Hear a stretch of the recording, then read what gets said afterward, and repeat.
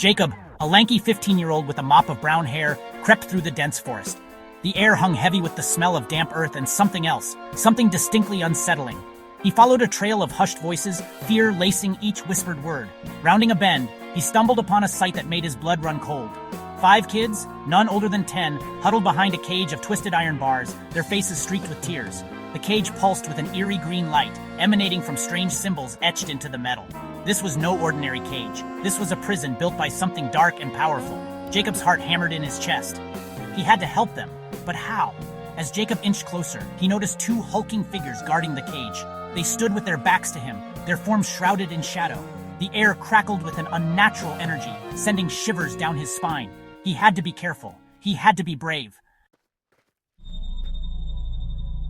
Taking a deep breath, Jacob stepped into the circle of eerie light. The figures guarding the cage turned and Jacob gasped. They were grotesquely large, twice the size of any man, with skin like charred wood and eyes that glowed with malevolent red light. Claws, sharp as shards of glass, protruded from their hands, and their breath steamed in the cool night air, reeking of sulfur. Demons, Jacob breathed, his voice barely a whisper. He'd heard stories, whispered tales from the elders in his village, but he never imagined he'd come face to face with these creatures of darkness. The demons snarled, their voices deep and guttural, like rocks grinding together. One of the demons cracked a twisted smile, revealing rows of jagged teeth. Fresh meat, it growled, taking a menacing step towards Jacob. Fear threatened to consume him, but Jacob pushed it down. He wouldn't let these monsters hurt the children. He wouldn't let fear paralyze him. He had to be strong for them.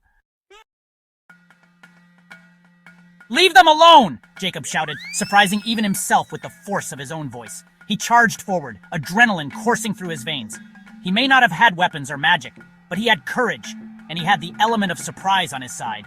Jacob ducked under the first demon's grasping claws, feeling the wind whoosh past his face. He slammed his shoulder into the creature's legs, catching it off balance. The demon stumbled, roaring in anger.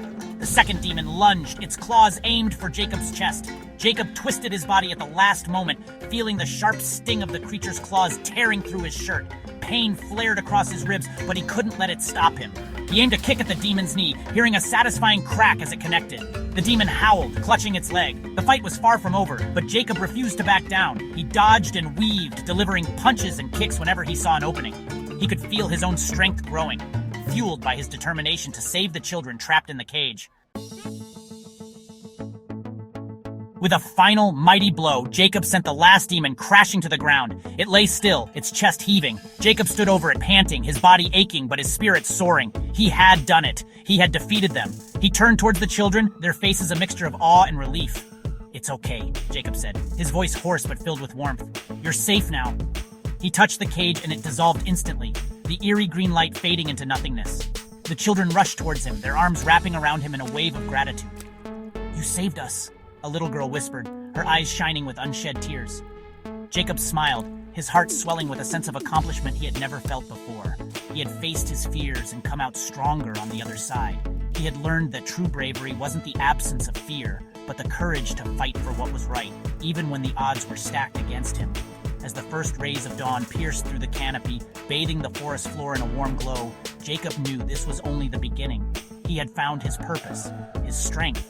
He would stand as a shield against the darkness, protecting the innocent, always fighting for what was right, always a hero.